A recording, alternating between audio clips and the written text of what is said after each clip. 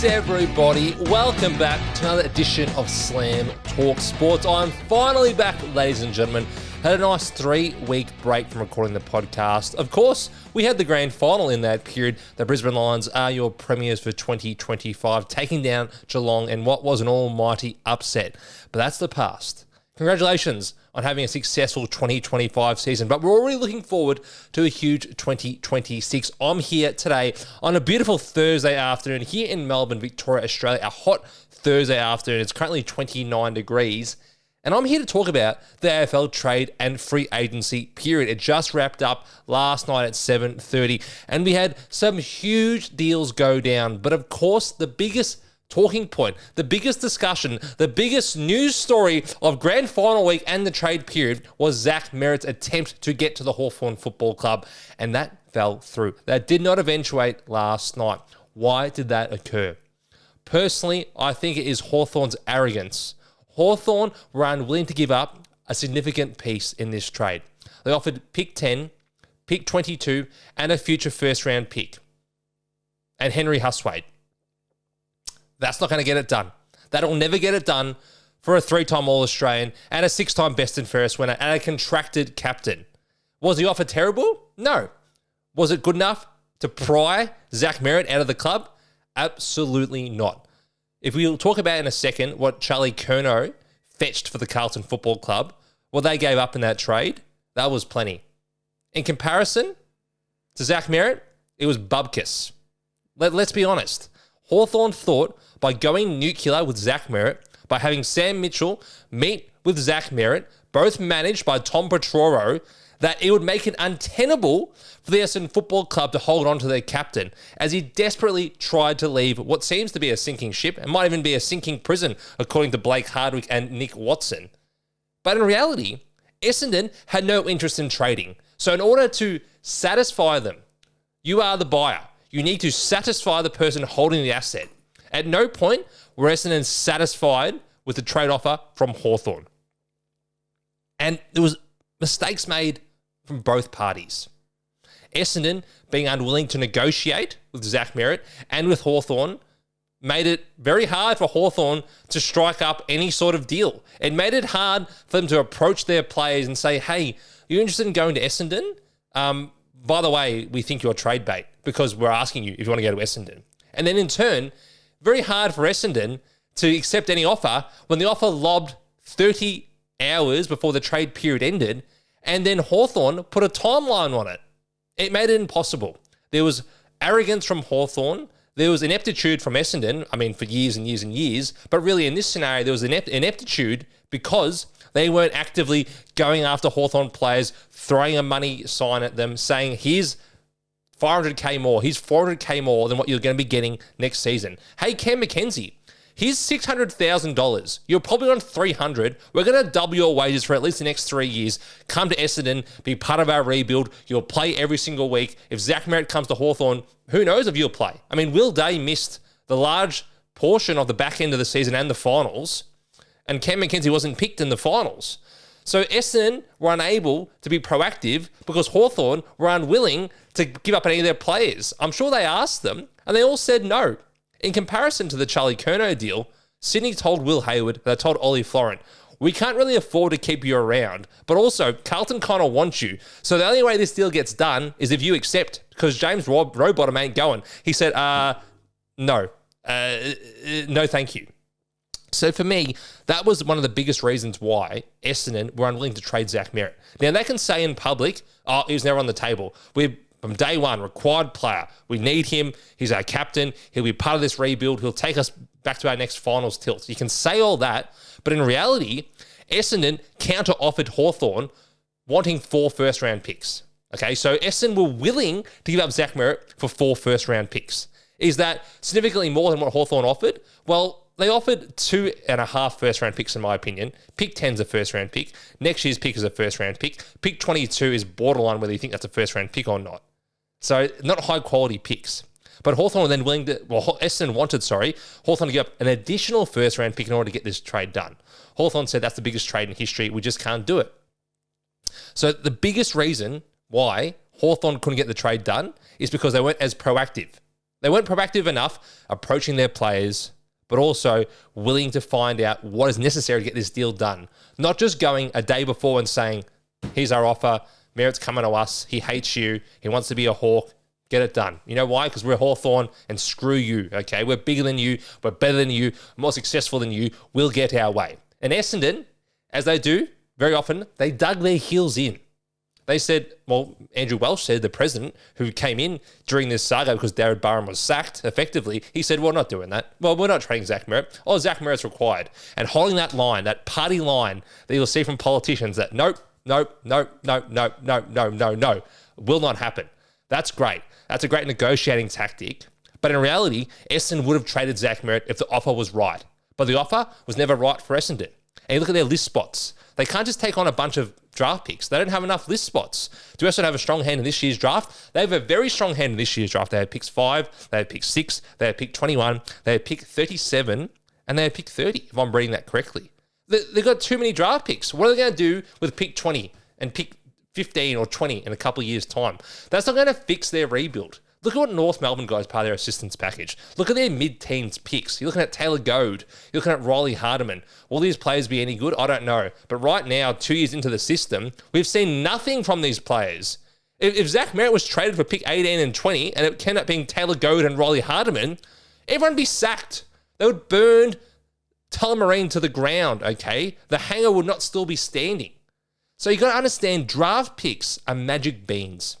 If you're not a good club in terms of recruiting, developing, and drafting, draft picks don't hold a lot of value to you. They really don't, because you've got a track record of stuffing it up. Hawthorn had to produce a player. Something. Cam McKenzie, Mitch Lewis, Josh Ward. You might think, oh, they're too good. They're too good. Well, hold on. If you want Zach Merrett, you got to give up something good. You can't just give up draft picks. So Hawthorn, we got overconfident, arrogant if you want to say it. They mishandled this, okay? Essendon, they made mistakes as well, okay? They were saying, oh, no, we're confident we can continue with this. Oh, it's going to be fine. Oh, we've had dialogue with our players. And then minutes later, say, oh, we haven't talked to Zach. Oh, I know Zach's had no contact with most people at the club. So Essendon in themselves only knew one thing, to say we're not trading him, because their backyard's not in order right now. They're a mess right now. My club is a mess. So to say they handle things correctly in the lead up, in the muck raking which occurred between Zach Merrett and the club, the leaking of stories, untrue. Essendon handled it as well as they could have, but to have your club captain want to leave and then have stories leaked about him for weeks and weeks, and to have your names both really ridden through the dirt and the mud, it's a disaster. It's a disaster, all parties involved. Hawthorn were 5 goals away from a premiership. They were 5 goals away from appearing in the grand final. Will they would have won? I do not know. But their biggest issue, their biggest concern was midfield. Their midfield got battered in big games too many times. I saw them get beaten badly in the midfield by Brisbane twice, okay? Both at the MCG and at the Gabba. I also saw Geelong's midfield, led by 35-year-old Patrick Dangerfield, get the best of Hawthorn. So what now? You've got these draft picks, which no one really wants because no one was willing to trade them to you. No one was willing to trade for them, if I can speak correctly this time. No one wanted these draft picks because it's a bad draft. You've got these draft picks and you don't have a senior player. So Hawthorn have a lot to figure out right now. Essendon have the most to figure out of any club in the AFL because of the issues that are happening at that club. Will they figure him out? Will Zach Merrett be happy next year? Can he come back to training and reapply himself as the great professional he's proclaimed to be? We will find out. Essendon are the biggest watch in the AFL over the next 2 years. If they go around and trade Zach Merrett next year for less, and their culture and stability of the club is still in question, then they made an almighty mistake, because they could have had 3 first-round picks, or at least 2 decent first-round picks. If Zach Merrett comes back and plays good football, if Essendon shows signs of improving, if they're on the precipice of finals next year or the year after while Zach Merrett's still under contract, then it probably was the right call. Because Essendon cannot be a selling club anymore. They cannot be walked over by the clubs that are more successful at the time, that are more stable in the current climate. They cannot allow that to happen anymore. So that's why they made this stance, in part. But if Essendon don't improve, if Andrew Welsh's big claim to his ticket of being president was to keep Merrett and bring stability to the club, and that doesn't eventuate, then this is one of the all-time disasters from the Bombers. Will it be the right call? We'll find out in time. Now let's hear from Essendon list boss Matt Rosa on how this trade almost went down. Yeah, well, I did state last week that obviously we didn't really want to hear offers. An offer lobbed yesterday in our inbox. So yeah, with 36 hours to go in the trade period, it was quite late. But out of respect for Zach, we did have conversations. We did have dialogue with Tom and Hawthorn. But we've been really clear all along that Zach's a required player. He's an important part of what we're doing. We believe in what we're doing. We believe we've got really good young kids coming through. We believe in our core group that we've got. We need to get more of that core group out on the park. So we've been really strong on that from the start. How do you amend it now with Zach? He's been pretty open that he doesn't want to beat your footy club. How do you go about mending that relationship? Well, for us, we've kept our players in the loop the whole time, our staff. Zach is really well liked. The players want him back. They want him playing with them. So Zach understands that. He's a professional, and yeah, we're looking forward to getting him back over summer. You've spoken to him since this has happened? No, I haven't. No. Do you know whether the club's reached out? Or? I'm not sure about that. Zach spoke to Andrew Welsh today, pleading his case for to let him go. Did Andrew talk to you about that afterwards? And was there any wavering of the club's view of, for even emotional reasons, letting him go? No, Andrew and Zach have built a very good relationship, and we've been clear with Zach the whole way through that he's a required player. He's a really important piece of what we're doing, the strategy that we've got, and that, yeah, we love him and we want to keep him. How damaging for the club to have your leader say, I don't want to be in the place? Well, it's not ideal. We've said, since the start of last week and even further back with other club representatives, that it's not ideal. It's been uncomfortable. We didn't want to be in this situation. But you need to try and look at the positives in it as well, and look for the opportunities to galvanise and unite.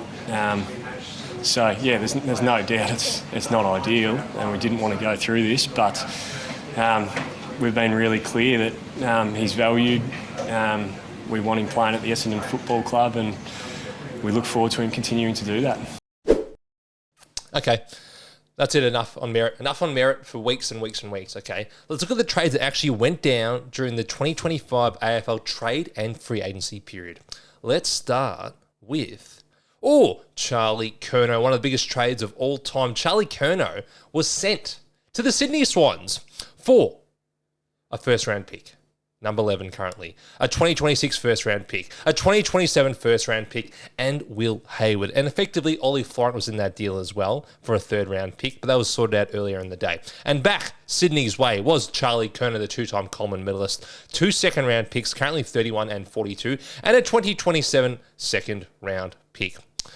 Looking at this trade on face value, I'd say it's a win-win. Yes, it is truly a win-win. Sydney desperately needed a target man, and they got one of the best in the league in the two-time Coleman medalist Charlie Curnow, who is still a force to be reckoned with, in my opinion. They also get a second-round pick, which can help them with academy bids or simply for trades in the future, a 2027 second-round pick. Carlton, well, they were insistent on getting a player. They got a high-quality player in Will Hayward. Over the last 5 seasons, he's been around about a 35-goal-a-year forward. Very handy for a Carlton forward line, which is now missing their highest goal scorer. They also got a bevy of draft selections, a first-round pick, number 11, 2026 first-round pick, and a 2027 first-round pick. So you've got Will Hayward, who in my opinion is worth about pick 15 to 25, and 3 first-round picks for Charlie Curnow. A player who was unhappy, a player who didn't want to be there, by all reports clashes with the coaching staff, and just didn't want to be in the Melbourne bubble anymore. He offered 3 options: Gold Coast, Geelong, and Sydney. And Sydney were the one club that wasn't involved in a Christian Petracca deal, that wasn't involved in a Zach Merrett deal. They had the trade capital and the willingness to get this deal done. I love this for the Swans. I just think the idea of Heaney and Curnow in a forward line is just so nightmarish for any defence in the AFL. You've got 2 of the great one-on-one contested players side by side. It's going to be an absolute terror for coaches to think of How are you going to handle this week in, week out? In addition to finally having some good kicks of the footy, getting him the ball. Okay, Errol Gould is one of the best kicks of the footy I've ever seen. He'll be lacing Charlie Curnow. Chad Warner, he's a bit hit and miss, but still, he'll be lacing Charlie Curnow. James Rowbottom, who didn't want to come in this deal, well, he doesn't kick the ball a lot, but he'll be handballing for someone to lace Charlie Curnow. I love this trade. I think it's very good for both parties. The Blues, they're probably not going to be as good as they were in the short term, but with the draft selections, with father-sons coming in the next 2 seasons, and with Jacob Smith returning a former top 3 pick from last year, I think they'll be just fine in the next 5 years, Carlton. Only question mark would be the coach. Do they believe in Michael Voss? Does the fan base? Do the board? Do the players? That's the one issue they need to figure out over the next 12 months. But I think their list construction, just big tick for me. I think this was an A-plus trade for all involved, which is not usually something you can say, but Sydney are in premiership contention, and the Blues had a little retool of their list, which was required after a couple of years of underperforming in around a prelim final performance. Now they might have the right DNA to go one better. Let's have a listen to Sydney Swans list boss Chris Keane on how the Charlie Curnow trade came to be. An incredibly busy finish to the trade period. Talk us through the Charlie Curnow deal. How did it get done in the end? Yeah, well, it was very busy and a fair bit going on, obviously, towards the back end of the night tonight. But we ended up reaching a deal that both parties were pretty satisfied with in the end. And sort of as I said at the start of the week, we felt that was probably how it was going to get done. We knew we had to give up something to get the deal done and get a player of Charlie's calibre in. We're extremely, empathetic towards Will and Ollie in this deal as well, separately. But as I said, we walked into this knowing fully that we probably had to give up a fair bit, and we feel like we have. But we've also somewhat protected ourselves in this draft and in future drafts as well. Let's start with the 2 that have just come out. You touched on Ollie and Will. When did you approach them about this move, and how have they handled it? Look, we've had it's been really tricky. We walked into this knowing that there had to be a fair bit of dialogue throughout a few of our players and players of interest for Carlton, and we knew to get it done, Carlton wanted some players back. So they're never easy conversations, but you try and have them the right way, through the manager, through the player. And at the end of the day, they were players of interest for Carlton, and we knew we had to stump up to get Charlie Curnow through. Let's look at the other trades which occurred yesterday. I mean, pretty much every trade occurred yesterday. Clayton Oliver is now a Giant. Clayton Oliver, the 2-time AFLCA Champion Player of the Year and Premiership Player with the Melbourne Demons, has gone to the GWS Giants for a 2026 third-round pick. That is stunning. I mean, only 12 months ago, Geelong were willing to pay Clayton Oliver's full salary, which is about $1.1 million a year, and also give away a first-round pick. 12 months later, the Giants have swooped in and picked up Clary for a third rounder. For Melbourne, we don't know the whole story, do we? We really don't, because just looking at that trade, it's a disaster. It's a disaster. I know Clayton Oliver's not what he used to be, but he's 28 years old, and you're paying half his salary to play for another team that can win the premiership next year. On face value, it makes no sense, considering Clayton was relatively healthy physically for the last 2 seasons. Has to be a cultural issue. Tom Morris alluded to this on Footy Furnace last night, which is, by the way, one of my favourite shows. Now they've added the great Callum Toomey to that show. It's one of the best shows on television. But he alluded to a cultural issue with Clayton Oliver, which is why this deal took place. I think it's a good deal for the Giants. I think Melbourne obviously had to move him on, and they made the best of a bad situation. But, geez, the Giants massively won this trade if Oliver gives them anything over the next 3 seasons, particularly because they're not paying the full $1.1 million he is owed per annum. Let's look at the next trade, and it was, well, these 2 trades do go hand in hand. It was the St Kilda captain Jack Steele heading to the Melbourne Demons for a third-round pick in 2027. Now, Jack Steele's been a very fine player, a 2-time All-Australian, but he's dropped off a little bit over the last 12 months, a little bit slower, not quite as dynamic as he once was. Probably not a part of St Kilda's A-grade midfield going forward, particularly with Nazai coming in there, with Sam Flanders being traded for. I mean, he wasn't probably a part of their long-term future. Maybe the next 2 years, Jack could have still been a part of this build. But Melbourne have identified the need, with Oliver going out, to recruit Jack Steele, who is still a very good contested ball winner, but is probably slower than a tractor. I mean, probably slower than Darcy Duncan. I'm the slowest person right now in Victoria. Was it a good deal for the D's?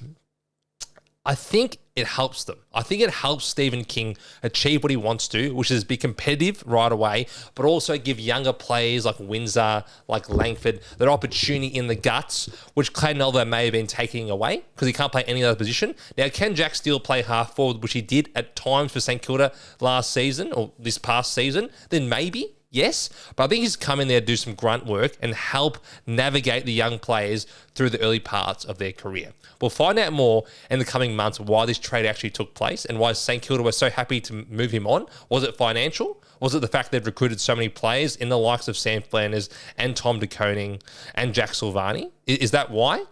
Perhaps. But it just seems like Jack Steele's at the end of his career, and Melbourne are looking to get some more mature players in as they try to flip over their list and also stop them from getting pumped every single week, which is a big possibility. I mean, it happens to Essendon most weeks, but it can happen when you invest in youth. Now, this is one of the biggest trades of all time. It just simply is. Christian Petracca became a Gold Coast Sun last night, officially. The trade was Christian Petracca, 2 second-round picks, currently pick number 24 and 28, and a 2026 second-round pick. Melbourne receives 2 first-round picks, currently number 7 and number 8, a second-round pick, currently number 37, a 2026 first-round pick tied to the Gold Coast, and a 2027 third-round pick. The way it all shakes out to me, in terms of high-value assets in that trade, Petracca is the Gold Coast Sun.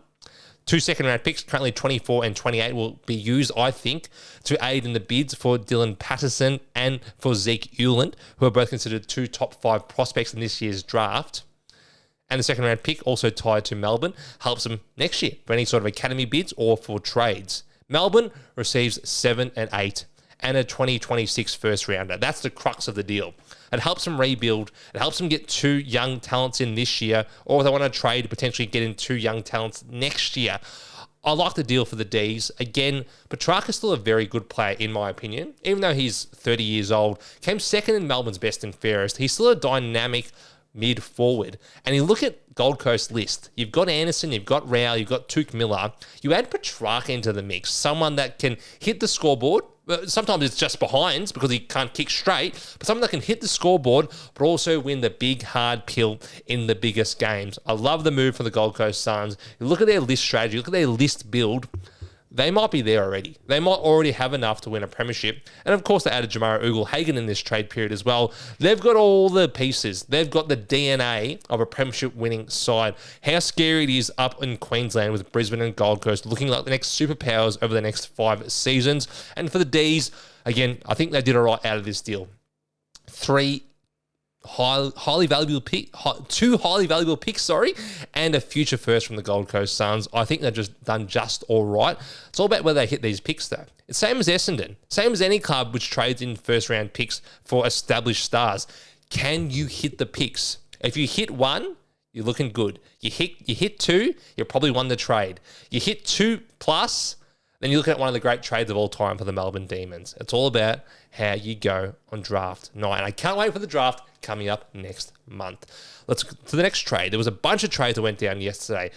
Are we talking about Patrick Retschko heading to Richmond for Geelong's 6th round pick, currently pick 99? Don't know too much about Patrick Retschko. I think Geelong actually delisted him, but somehow we're able to trade him last night because it helped all parties involved. Okay, that's enough on Patrick Retschko. Sorry to Paddy. Yes, Collingwood get involved in the trade period as well. We had Jack Buller land at the Collingwood Magpies, in addition to as well as a 2026 4th round pick, and the Swans received a 3rd round pick. So really just a smattering of later picks swapped for Jack Buller. He played some good footy as a forward last year for the Sydney Swans and in the VFL. Collingwood obviously lost Brody Mihocek. They've got an older list, so looking to bring in some younger key forwards. Buller hopefully fills that need for him, but I'm unsure whether he's best 22 at Collingwood. Something to watch over the off-season. What's another trade we want to look at? Let's look at Jamarra. Yes, the number 1 draft pick from the 2020 AFL draft. Jamarra, Ugle, Hagan heads to the Gold Coast Suns for pick number 74. Now, we know Jamarra's off-field issues have plagued him this season and last season as well, which is why he did not play a single game for the Western Bulldogs this year. He lands at the Gold Coast Suns he's got a heavily revised contract. So he was scheduled to make $900,000 next year with the Western Bulldogs, the team he led the goal kicking of last season, if you can believe that. He is now at the Gold Coast on a much more meager contract. It's about $300,000 a season. There'll be triggers in there, performance triggers, playing triggers. I think Jamarra, if he gets his head right, could be an enormous asset to the Gold Coast Suns. He doesn't have to do much for pick 74. He doesn't need to kick 5 goals in a Q clash. He doesn't need to dominate a round 20 game against Hawthorn. He needs to do something in a final. The Gold Coast Suns, in my opinion, are a 90% chance for finals, barring some catastrophic injuries. If Jamarra is healthy and fit, he can help him win some high-stakes, crucial games throughout the season, but then sharp in a final series, this would be a great trade for the Gold Coast Suns. On the Doggies, well, they'd be bitterly disappointed with the investment they made in Jamarra. I mean, number 1 draft pick, top goal kicker last year, just a freakish athlete, someone that can do it all on the field, would have been perfect next to Sam Darcy and Norton because he can play as more of a mobile forward.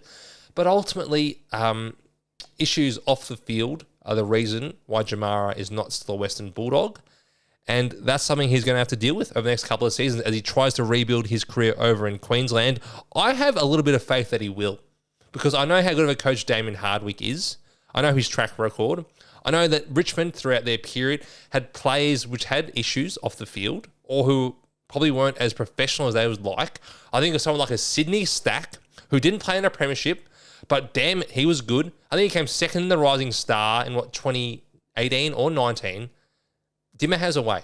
I think Gold Coast have a strong enough team that they can guide Jamarra on his way to being a very, very important footballer again. But again, we'll find out over the coming months. What else went down last night? Finnbar Maley. Yes, this one from absolute left field. Finnbar Maley got traded to the Adelaide Crows, in addition with a 4th round pick, for a 3rd round pick and a 4th round pick. So he was free. Finnbar Maley got traded to Adelaide for nothing. Odd one. Very odd one. Because Adelaide have Riley Philthorpe. They have Darcy Fogarty. They will be re-signing Tex Walker. And now they've added Finnbar Maley. Doesn't make a lot of sense to me. Was he getting a game at North? He got a couple of games at North. Is he likely to get a game at Adelaide? Probably not. So I don't really get this one. If you can explain it to me, let me know why Finnbar Maley is a Crow. Okay, next trade we want to move on to. It was pick swap. No one cares. Jai Serong headed to the Sydney Swans. This is why I really liked Sydney's window, this trade period, is because they added pieces in the areas they really needed depth in, or they needed some starters in. Jai Serong will slot into their back line. He's won their last 2 best and fairest at Box Hill. He's unlikely not getting a game at Hawthorn. Quite simply, they have a plethora of defensive options down back. Barras, Battle. They even had Sam Frost they didn't even use. They have Scrimshaw. They have James Sicily.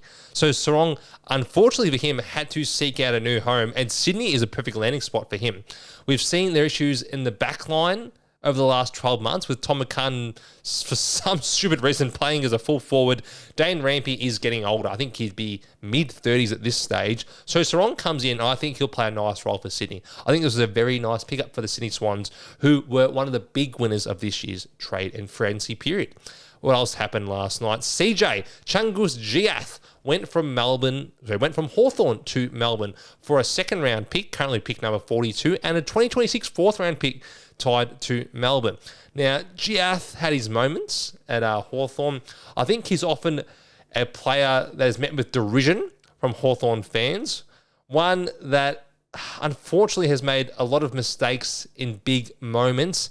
He made some key mistakes in the final series. The Adelaide game that Hawthorn won, though, it didn't really matter. He comes on, I think he was the sub against the Cats as well in the prelim final. Not much of an impact. I just think for Hawthorn, it made sense to move Jiath out. Not because he's a bad player, just because they didn't really have a role for him. He was a sub. He sometimes played half-back, sometimes played half-forward. He never really settled into any position. He was a very good half-back flanker, an attacking one, but that was 4 or 5 years ago when he was at his absolute peak, or at least had his most impact. I'm unsure what he brings to Melbourne outside some dash and some rebound, but for pick 42 and a future 4th round pick, you ain't giving up much. The D's are trying to flip their list. They're trying to build a new squad out while keeping the likes of Gawn and Viney and May and Lever and trying to fill in the other spots around them by getting rid of their midfield and adding a bit more pace and flair to their side. I don't hate it from either side. I think it made sense to give Chankghouth a bit more opportunity in the AFL. This is a trade that went down very early on Wednesday. It was Oliver Florent heading to the Carlton Blues in exchange for a third-round pick. For me, this is one of the best trades of the trade period because Carlton gave up nothing. They gave up nothing and they got a valuable player to them at least. Oliver Florent will give them dash, will give them drive, and will hopefully give them some good kicking skills off the half-back line. That is something that's been sorely missed from Carlton over the past few years. You also look at the fact that Sam Docherty is retired, Nick Newman is off an ACL, Florent comes into their team. He will be a nice spark plug, something that's a little bit different for the Blues fans. And for Sydney, he became a salary dump, unfortunately, after 180 games. He was out of favour this season with Dean Cox in the Sydney Swans side, but I still like Oliver Florent. I think he can give a little bit of dash. I think he can give more than what you expect at Carlton. And because it was a salary dump, well, Blues gave up nothing. They gave up nothing of true value, so I think this was a really nice move for the Carlton Football Club. What else happened last night? We had Conor Budarick join the Western Bulldogs. Second round pick went to the Gold Coast way. Pick 70 went back with the Western Bulldogs. Budarick, an academy product from the Gold Coast Suns, has been unable to really nail down a role in the Gold Coast team. I've seen him play back. I've seen him play a little bit of forward. Unfortunately, he's had some injuries, an ACL injury along the way. So at no point did he really just say, hold on, I'm a Gold Coast Sun. I'm an academy product. I'm going to be part of this team. I'm not some piece of furniture you can just move around and throw out. I am the whole damn show. That never happened, unfortunately, much as I like Conor Budarick. The Doggies, well, they're looking for defensive improvement. They're looking for players that can put in multiple roles. I mean, God, you don't think Bevo's not going to love Budarick? He could be his new Anthony Scott, mate. He could be his new Lathan Vandermeer, okay? Bevo will love a player like Budarick. Will he have a big impact for the Doggies? I'm unsure. It's not a needle mover, but it could help you because I think he's got some talent. What else happened yesterday? Oh, well, this happened earlier in the week. Brayden Fiorini became an Essendon Bomber. Fiorini was traded in exchange for a third-round pick from the Essendon Football Club. So it's essentially free, okay? Because Essendon are not going to use that third-round pick.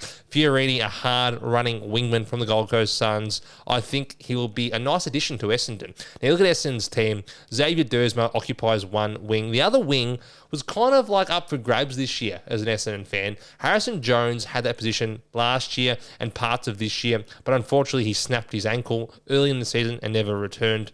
Who else played on the wing? Oh, we saw Archie Roberts play there maybe 18 months ago. He was good there, but they didn't want to continue in that role. We've seen Nick Martin play there. Again, he got thrust into the half-forward line. So no one really owned that wing spot, in my opinion. Sardal Hawley had moments there, but mainly playing as a sub, was unable to nail it down.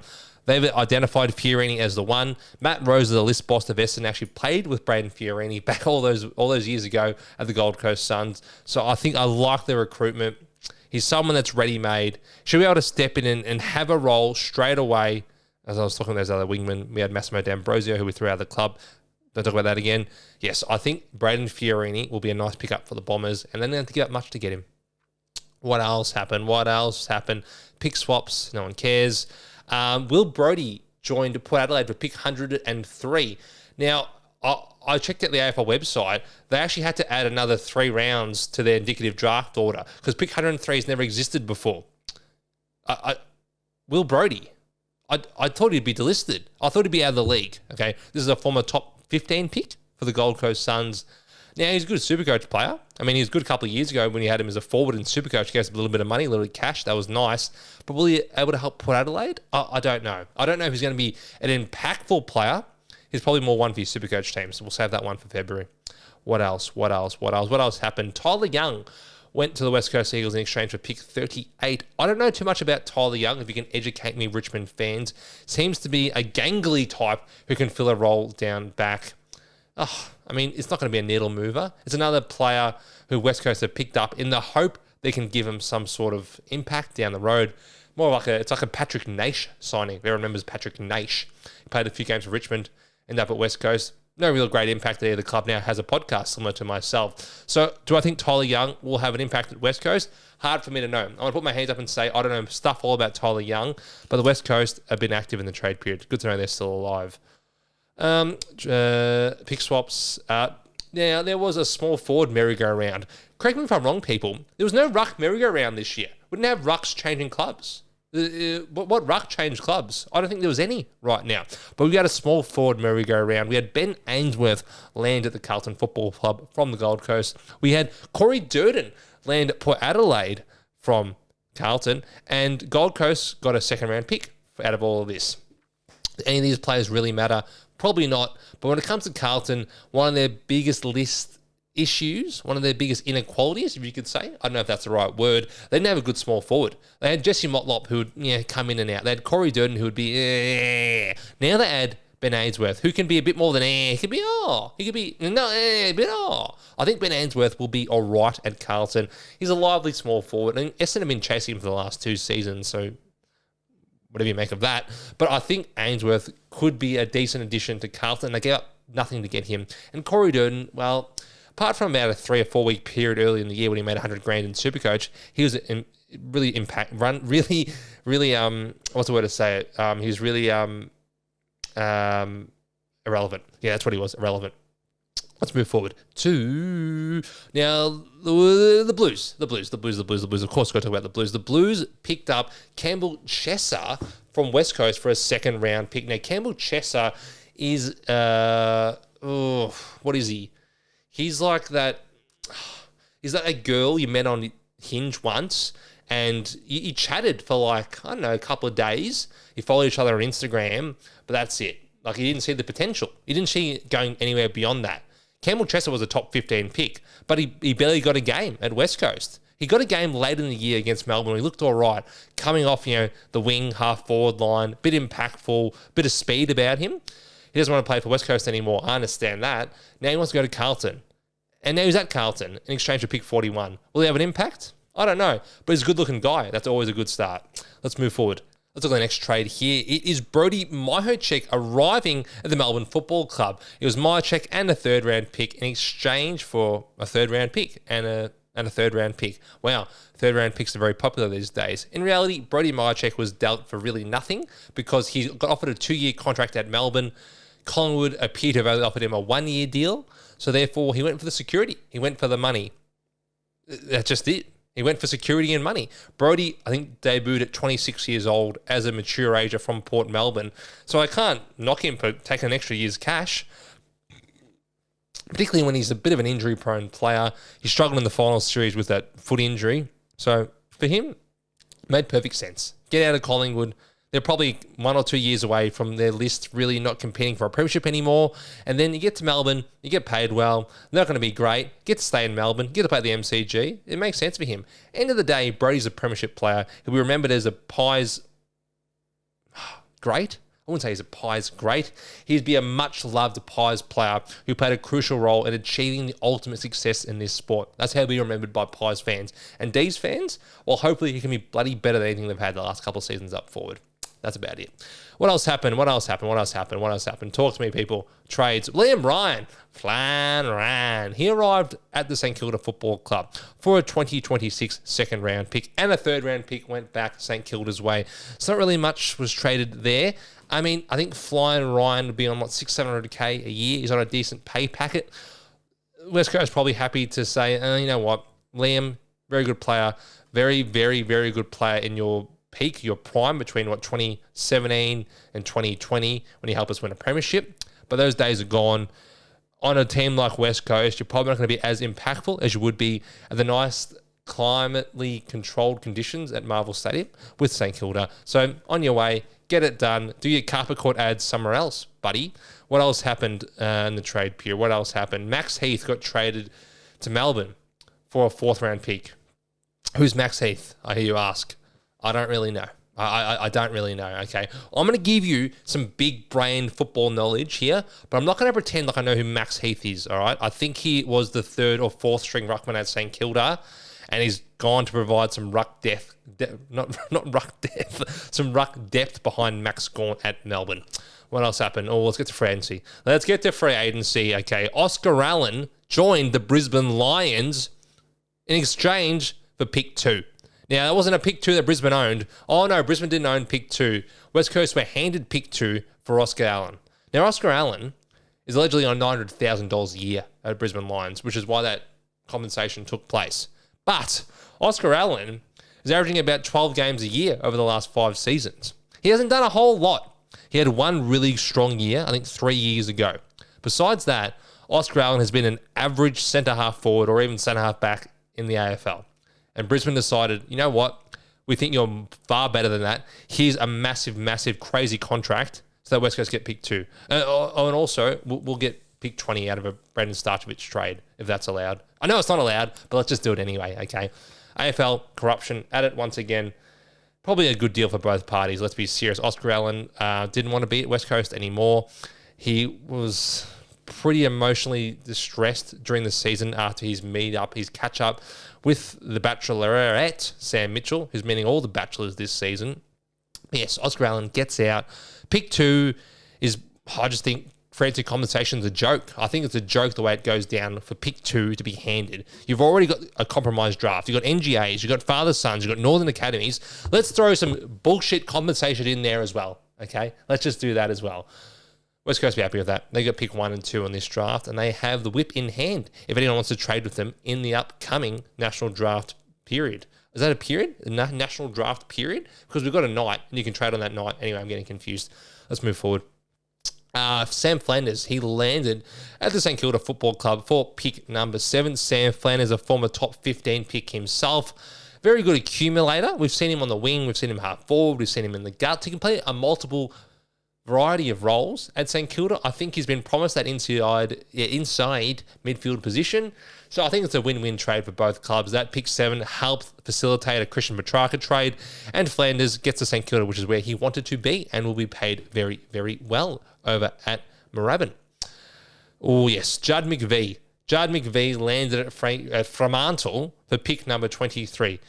McVee for 23. Just sounds right, doesn't it? Now, there was a bit of jostling going on because I think that Fremantle had pick 16 and they then split that pick so that pick would become later and trade that for Judd McVee. McVee has been a very good player for Melbourne.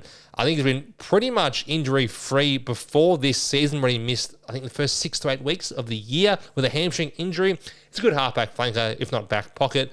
Do I see him being in a bigger, more expansive role at Fremantle? Potentially.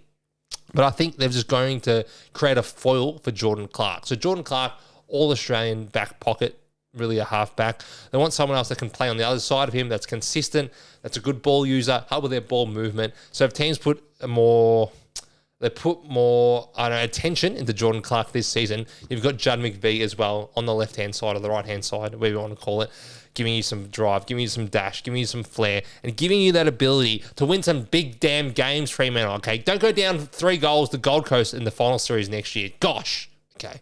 What else we got?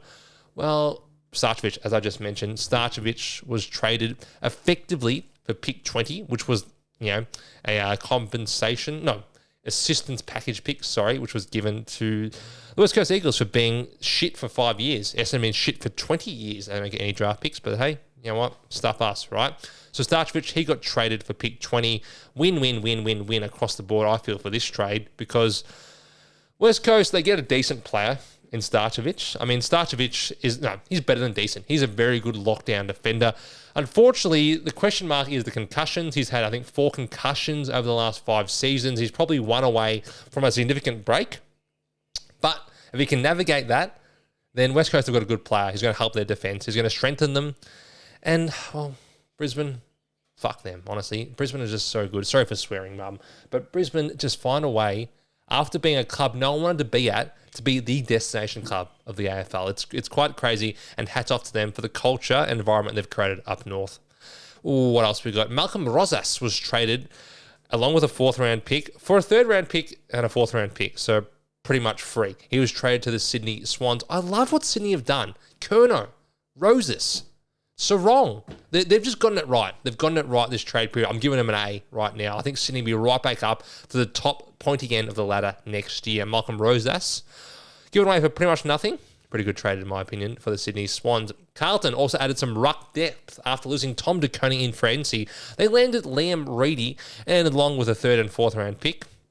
Liam Reidy was third string option in the ruck at Fremantle. Is he any good? We don't know. Lloyd Mick was 3rd string option for a long, long time at Fremantle. He couldn't get a look in, and he's probably better. Yeah, no, he definitely is better than Sean Darcy. I'm not going to say he's better than Luke Jackson, but he's better than Sean Darcy. And they gave Sean Darcy mega bucks to play ruck for Freo. So is Liam Reidy any good? We'll find out next season. He's probably going to be 2nd or 3rd fiddle for Carlton. I would imagine Mark Pitnet enters round 1 or opening round as their starting ruckman. And Liam Reidy potentially is 2nd ruck or playing VFL. What else happened? Jesus, a lot of trades. Charlie Spargo, he landed at North Melbourne for an end of round 2 compensation pick, currently pick number 41. Now, Spargs had some injury issues over the last 18 months. I think he's a better player than people give him credit for. A lively half forward. I think he's pretty mobile as well. I think he'd have impact at North. I mean, North's, I think their biggest issue is the defence and their fans, the club. Everyone acknowledges that. But I still think they're lacking a bit of flair in the forward line. You got Paul Curtis and Nick Larkey. That's great. I consider them both A-graders. Paul Curtis in my mind is an A-grader. Charlie Spargo is nowhere near that. I'm not comparing him to Curtis or Larkey, but I think he can help bring the best out of them. So he can have an impact. Premiership player, knows what's required to perform at the highest level. I like Charlie Spargo at North Melbourne, considering they give up absolutely nothing to get him. Jacob Wehr. Where's Jacob? Well, Jacob's actually now at Port Adelaide. He has left the GWS Giants as a unrestricted free agent or listed free agent, or I think just a free agent in general, and joined the Port Adelaide Football Club. Good for him. Not much to talk about there. And then we move to Sam Draper. Sam Draper, he left. Yeah, he said, see you guys, I'm out. See you guys, 200 plus podcasts. I'm going to be doing it via satellite if I come back. He left for an end of round 1 compensation pick, which is currently pick number 20. Will be pushed back slightly on draft night. Essendon aren't too upset, I feel, with that compensation, considering Sammy only played 78 games across his career at the Bombers. A lot of injuries, groin issues, ACLs, Achilles, which he currently is rehabbing from. Do I think that he won't be a good player at Brisbane? I think he will be, actually. I think he was just coming into his own. At 28 years old, he's finally trying to figure out that forward craft, which will be very helpful at Brisbane if he's able to get the ball when he's got the likes of Will Ashcroft, Levi Ashcroft, Lachie Neale, Josh Dunkley, Hugh McCullers kicking him the footy. I think he'll be very good, actually, at Brisbane. But is he going to be a needle mover? Probably not. I mean, Oscar McInerney just retired, so it's more to fill a need.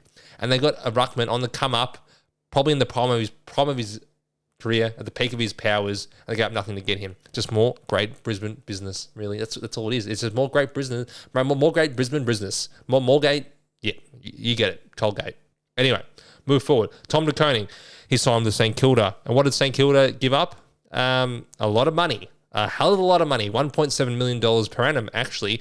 And Carlton received pick 9 as compensation. Do I think TDK will be good at the Saints? I think he will. I think TDK next year could be one of the best rucks in the league, but it depends how they use him. Rowan Marshall stayed. Rowan Marshall did not get out of town. So will that affect how they use TDK? I don't imagine it will, because of the money they paid for how hard they recruited him over the last 12 months. But is it an overpay? Yes, massive overpay. No ruckman should be on $1.7 million unless they're prime Max Gawn or prime Dan Cox or prime Simon Madden, for that matter. But that is the commercial reality of football. To get him out of Carlton, to get him to St Kilda, you have to give him a hell of a lot of money. I think he'll be good for the Saints. The Saints, realistically, they need to be pretty close to playing finals this year, considering the moves they've made, considering the money they've committed to these players, which are not A-graders, but could be A-graders in Sam Flanders and Tom De Koning. Okay, Carlton, on the other hand, well, pick 9, that's probably fair. I mean, he's not a star. He's not a star, TDK, but you get a top 10 pick as compensation for the time and development you've given to this man over the last 7 to 8 years. So I think every end of the day, all parties walk away from the deal, not feel like they've been too hard done by, and St Kilda get the ruckman they desired. Okay, that's simply how it is. Rowan Marshall, well, you have to go stuff yourself because you wanted to leave, but you got to stay. So at the end of the day, the only person that lost badly was Rowan Marshall. Or James Worpel. He landed at the Geelong Football Club as a free agent, and Hawthorn received an end of second round compensation pick. Now, at the time, I thought this is good. This is a good move. It doesn't really affect Hawthorn at all because they're going to get Zach Merrett. It didn't quite happen, did it? It didn't quite happen the way that Hawthorn thought it would happen. Did it? Did it, Hawks? Yeah, bastards. Anyway, Geelong. They got James Worpel. I think that's a good addition. I mean, look at there's Jack Bowes running through their midfield, Jai Clark running through their midfield. They had players that I just don't think were A graders. And while Worpel's not an A grader, he can help get the most out of their A graders. He's a good inside midfielder. He wins it hard at the contest. He's tough. He can tackle. He clearly wanted to be at the club. He's bought into whatever they're selling down in Geelong. So I think it's a good move. I think it's a good move for Geelong. I think it's bordering on disaster, these moves for Hawthorn now. Look at it. They lost senior players. They added nothing. When you're so close to winning a premiership and you add nothing, it's a disaster, in my opinion. I might be proven wrong. If Hawthorn win the flag, come back to this and say, Slam, you are wrong about the Hawks. You are damn wrong. But unless that happens, they stuffed up this period. They didn't get better. They got worse in their midfield, which was their biggest area of concern. It was their weakest link in the chain, was their mids. And they lost someone who's the best and fairest winner and gets a game every single week. That's just how I see it. And Geelong, they got stronger again. Finally, Jack Silvani landed at the St Kilda Football Club, and an end-of-round compensation pick was awarded to Carlton. Do I like Jay Sauce? I think he's a good player. I think he's a good defender who can fill a role down back for the Saints. You put him next to Callum Wilkie. He helps fill that Josh Battle-sized hole which was left in the Saints' defence 12 months ago. Carlton side of things, pick 20, it's not the worst. For someone that's missed so much footy over the years, for someone that's probably not going to get paid, wouldn't have got paid the same at Carlton as he is at St Kilda, it makes a lot of sense. Carlton fans will be upset, though. They lost Curnow, they lost De Koning, and they lost Silvani. Those are probably three of their favourite players, three players that have been, in their minds and the eyes of Carlton fans, part of their next premiership. These players are huge. They're crucial for us. But you can get past this. You get these draft picks in, the Blues. You can flip them into something else. Get a younger list. You fill these holes of this bottom six, which has plagued you the last couple of seasons. The bottom six of their playing 23 hasn't been strong enough. The ball use and ball movement hasn't been strong enough. But now you get the opportunity to turn these picks into something else, into something better, to play a different style, to play a different way, to find whatever makes you great. Find that point of difference. Everyone wants to play a different style. I mean, Geelong, they play out to the flanks. Brisbane, they love winning out of the guts and using that speed of their handball and that ball movement. Sometimes they play that chip mark style. That works as well. What is Carlton's style? If it's contested ball winning and booting the ball down the line, then it's not going to work. But with these draft picks, with some new players coming in, with all these different changes at Carlton, what's it going to be? What's it going to look like down at Icon Park? I'm actually excited for Carlton. I think things could change very quickly. Will it be next year? Probably not. Will Sydney and St Kilda arguably be more successful next year? I mean, good chance.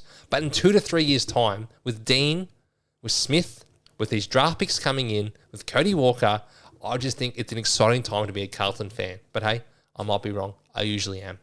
That's it for all the trades that happened and the frenzy from this trade period. So we can talk about quickly the things that didn't happen. Now, this is meant to be a 10-minute podcast. I think it's turned into 3 hours. So you must really love my voice if you're still listening. Love all you guys out there. Hope you're enjoying it. Now, these are the moves that didn't quite get done. You're looking at Zach Merrett, of course. But what about Callum Ah Chee? Callum Ah Chee was all done to the Adelaide Football Club in exchange for, I think, a second and a third round pick in this year's draft, which would have slid back pretty significantly. But at the end of the day, it didn't get done, and Ah Chee will walk to Adelaide in the preseason draft. Now, the preseason draft is a joke. It doesn't even exist anymore, as Cal Toomey told us last night on Footy Furnace. So what happens then? He just says, I'm going to the draft, Adelaide select him. It's really that simple. They'll put a price on his head. He might get paid $1 million next year in order to say, hold on, guys, don't even look at me. I won't talk to you. Managers, get stuffed. Other list boss, get stuffed. Other players, unless we're sharing a beer and a nice Bali resort in the off-season, get stuffed, okay? Because I'm an Adelaide Crow. I'm going to the Adelaide Crows next year. They're going to pay me squillions, and there's no point any of you wasting your time. That's what's going to happen. Other trades that didn't occur. Bailey Humphrey, he tried to get himself to Melbourne, or at least the city of Melbourne in particular. He had a meeting with Stephen King and Nathan Jones down by, was it the Tan? They're having a walk down by the Tan, which was captured by the Debrief podcast, very fine podcast. He tried to get himself back to Victoria, Bailey Humphrey. You know where he's from? He's from Maui. I'm from Maui. That's where he's from. But yes, he didn't get that trade. It will not eventuate. He will stay on the Gold Coast. And I think it was important for the Gold Coast to hold him.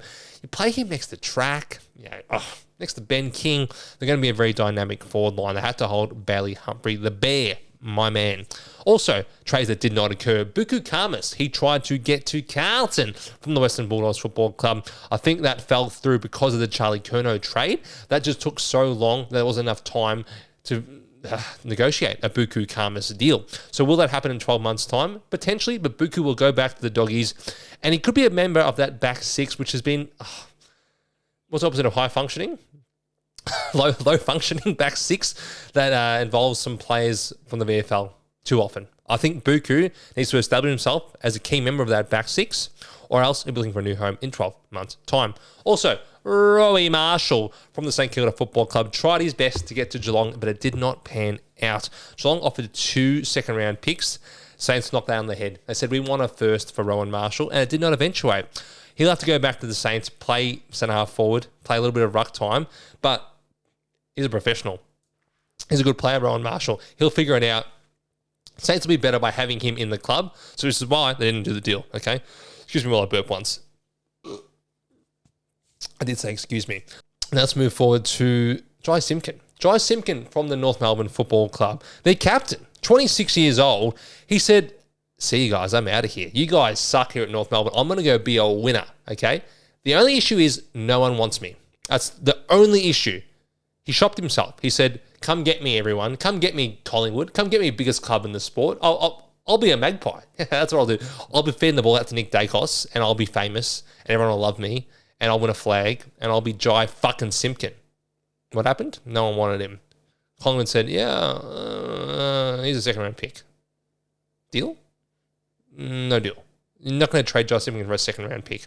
So while he might have wanted out, they never actually got to a point where significant trade discussions occurred, which would have actually forced a deal. Because North Melbourne, with their weaker draft hand this year, due to the fact they traded their first-round pick this year to Richmond, they're not going to go accept a second-round pick for their captain after doing that trade last year. Why they make themselves weaker? They're a better team with Jai Simpkin in it. Why would they want pick 40? Okay, it didn't make any sense. The trade offers were ludicrous for Jai Simpkin, which is why he's still at the North Melbourne Football Club. Similar to Zach Merrett, though, I don't expect him to be captain next season. Also, 2 Melbourne defenders. They were both on the trade radar. They're in the trade window, the trade period, at some points during the last 3 weeks. It was Stephen May and Jake Lever. Now, Jake Lever was linked to a move to North Melbourne, I think a few months ago. He was very quiet on the trade front once Stephen King became coach. Stephen May, though, was heavily linked to a trade. He was asked to explore his options by the Melbourne Football Club early in the trade period, but nothing happened. I think there were no suitors for a 34-year-old Stephen May, who allegedly is a bit of a handful off the field. Well, it's not allegedly, just ask Jake Melksham. but really, I'm surprised. Stephen May is still a good defender. He's still a good player. Collingwood didn't want him. Western Bulldogs didn't want him. No one really wanted him. I don't think he's washed. I think Stephen May can still play. So I found that surprising. But you know what? You got to look at it holistically. You got to look at it with a big, overview. Teams don't want to invest in a 34-year-old unless they win the flag this year. They want to invest in their younger players who are going to be there in that position for 5 years plus. Stephen May will not probably be in any club in 2 years' time. So I understand the rationale behind that. I think that's about it. I think that's it for the players that didn't get out. There's only one I wanted to mention, and it is Elijah Hollands from the Carlton Football Club. He still has a contract for next season, though. He was told to explore his options. Now, Elijah's had issues off the field. He had a drug suspension in which he served, I think, a 2-game ban for before he played a game for Carlton. He had a couple of mental health breaks. I mean, that's perfectly fine. He had a couple of mental health breaks during the season this year. But something obviously happened off the field, which has made Carlton reach this decision. And also the complexity of that his brother is a good player at the club as well, in Oliver. So the fate of Elijah Hollands, that's going to play out over the next couple of weeks. I could see him going back to Carlton. That maybe tearing up his contract, giving him a new one and saying, these are the triggers you need to hit, these are things you need to fix, you want to be a player for us again at the highest level, or he might be delisted and picked up in the draft, or as a train-on player in January and February. A lot of options for Elijah. I don't think his career is over, Elijah Hollands, but he's at a crossroads right now, unfortunately, for the former top 10 pick for the Gold Coast Suns. That's it. I don't know how long this thing went. I mean, I can pull up Adobe. Oh, shit, we went for an hour. Damn it. Well, if you're bored, if you haven't listened to every single footy trade show like I have for the last 12 hours and stealing all their knowledge, put them in my brain, put it through the spin cycle and pop back out into the Slam Talk Sports podcast, which you're listening to right now, then you'll love this. You'll love hearing about me talk about footy for 60 minutes straight. But if you have, well, just skip through. I mean, I'll put the Spark notes in the bio. Hope you all had a great time. I'll be back some point in the near future to talk about sports. I loved doing this podcast this year, people. It really just happened on a whim, I've got to be honest with you. I watched the opening round. I watched the disgrace that was opening round. I'm sitting here thinking there's 2 games of footy here because we've got a bloody cyclone up in Queensland. We need content, people. There's one thing people don't have enough of. It's footy podcasts. No, to be serious with you, I've loved doing this. I appreciate the support. It's been an honour to talk to so many great people. It's been an honour to interview Matthew Lloyd, Tony Jones, Sam Doherty, just to name a few. Yeah, I had a great time. And I hope you had a great time listening to it as well. I'll be back to talk sports. Don't worry about that. Slam Talk Sports is not dead. He's just resting. He'll be back soon enough. But until then, enjoy the weekend. Make sure you watch all the sports and think of me.